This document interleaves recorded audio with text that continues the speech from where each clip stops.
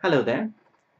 If you have just stumbled upon my video on the internet, if you haven't seen any of my videos before, and if you're wondering what level of English you need to get 8 in IELTS speaking, let me tell you this.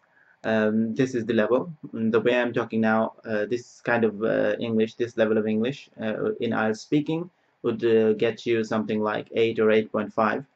I know it because I got it myself. And for my regular viewers, today I'm going to talk about IELTS speaking in details. But before I go on to that, I'd like to say something special to you. My IELTS, this channel, this channel that deals mostly with IELTS so far, has got 100 subscribers now. I started on the 18th of April. Today is the 1st of August. So it's been about 100 days and I've got 100 subscribers. And when I started, I really didn't know where it would go. So it's great going. And on an average, my videos are seen by about 700 to 750 people every day because I can see the statistics. It's on an average. Some of the days have gone beyond 1,000, but on an average, 700 people every day. So that's good going, and that's great. So I'd like to thank you all for for being there, and obviously I'm really happy to help you if I have if I have been able to help you at all. I get emails, Facebook messages, and messages on YouTube every day. I try to reply most of them. I try to reply all of them, but I end up replying most of them, not all of them, because I mean it's time consuming. But I try to do my best. I remember somebody asked for IELTS audios. He said that he had got the IELTS books, but he didn't have the CDs. So I emailed him the IELTS audio clips. So I try to do my best. I'm really happy to help you, and I'm really grateful that you're there and you're watching my videos. So thank you, everyone. And now we're going to move on to today's topic, which is IELTS speaking. Now, in the IELTS speaking, we've got three major parts. You can divide it into three major parts. And the part A is the familiar topics. You can call it the familiar part, if you like. Part B is the one where you talk about something on a set topic. That's part B. I'd call it part B. And part C is the one which deals with something abstract. So you can call it the abstract part if you like. So in the part A, you've got these familiar topics. So usually, sorry, you'd be asked about yourself, your full name to start with.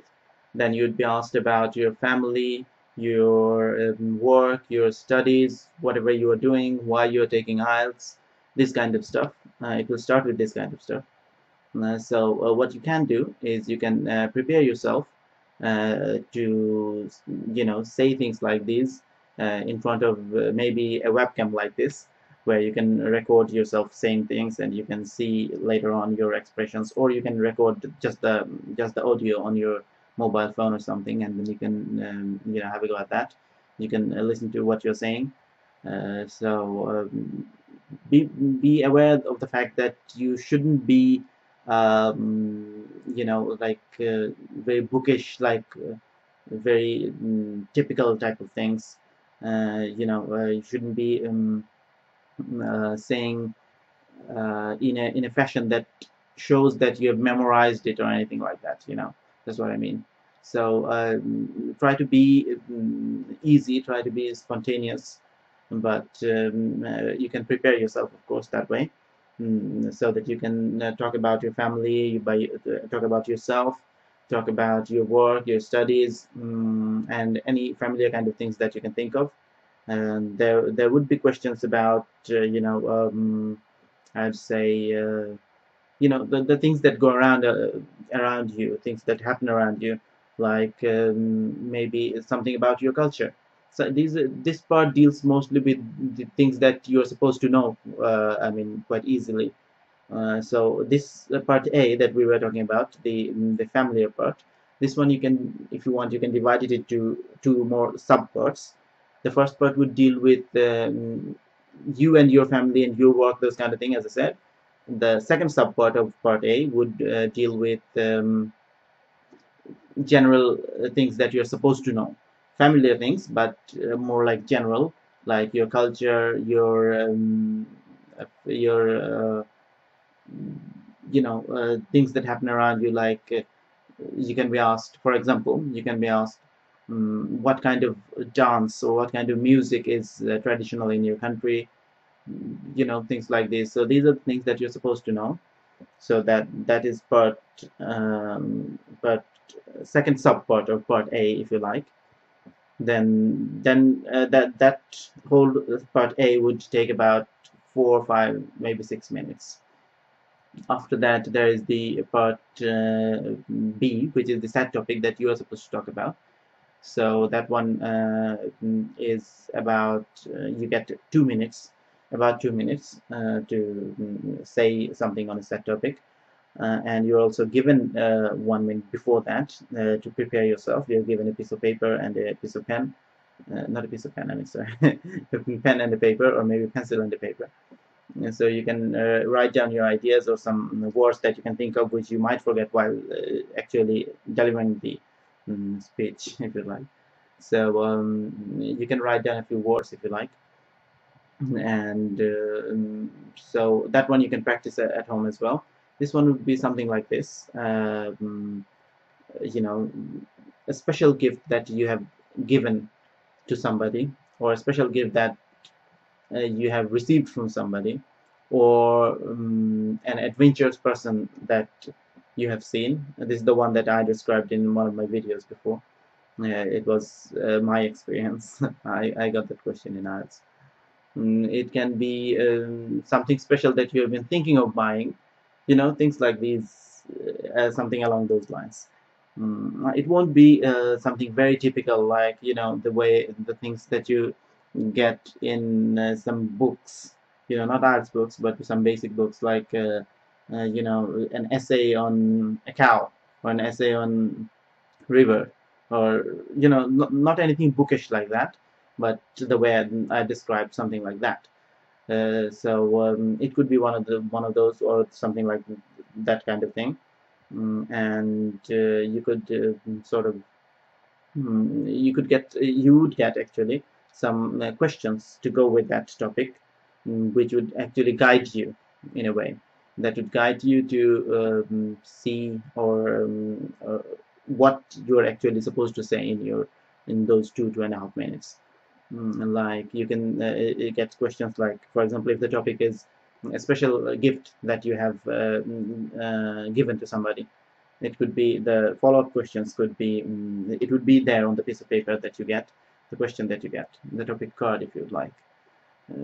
So the questions would be there, that would say, what was the gift, when did you give it to that person, who did you give it to, why did you give that thing, or maybe even have I said occasion, what occasion was it for, or why did you give the gift, these kind of things. Or if it is like a person that you've met, or let's say an adventurous person that you've met. So as I said in one of my previous videos, who is this person, where did you meet, what kind of activities does he or she do. So these things, these questions help you to sort of you're supposed to include these things in your answer, so that sort of constitutes your answer. So that would be the part B. And in the part C, you have this extended discourse, if you'd like, extended discussion about about this topic that you have just spoken about, this topic card that you got, this set topic. Based on that, you would get some extended discourse, some extended discussion, which would be the abstract part C, if you'd like. Part C, the abstract one, where you would be asked some questions based on it, but not particularly about the gift that you have chosen to talk about, not the person that you decided to talk about. It's more like about gifts, more like about adventures. It's more like in general the topic that you talk about. Like if the question was about some gifts that you have given to somebody, a special gift that you've given to somebody, and the follow-up questions in the next part, the part C, the abstract one, the follow-up questions would be something like this. That that part C, let me tell you this, that part C you can also divide into two subparts. The first subpart would be to see if you can give some opinions, and the later part I'll describe in a minute. So the first subpart of part C would deal with the opinion of yourself. So if you are asked something like this, for example, if the topic was a gift, a special gift, then it would be something like, um, do people give gift on any special occasions, or do people give gifts all the time? What kind of gifts do people usually give? So this sort of shows that if you can form an opinion, because it's not something universal as to why people give gifts and things like this. It's sort of up to you what opinion you hold about this kind of stuff. So you give your opinions in that subpart of part C, and then the second subpart of part C would deal with this is also continuing the abstract part, where you'd be asked something to see if you can formulate an idea. The first one is an opinion. This is like an idea, which something that hasn't really happened, or something that you can formulate an idea on, like, would people give more gifts in the future, you know, or do people really understand the ideas behind gifts, or do people actually just see the price of the gift, or the if the gift is something precious, then people are more happy, or do they see the emotions behind the gifts, so something abstract where you have to formulate your own idea and you need to say something. So that is second subpart of part C. So that's more like it. That's us speaking there. So now you have got an idea about us speaking. You know how it would go. This part A, as I said, was about 5-6 minutes. The second part you get 2 minutes.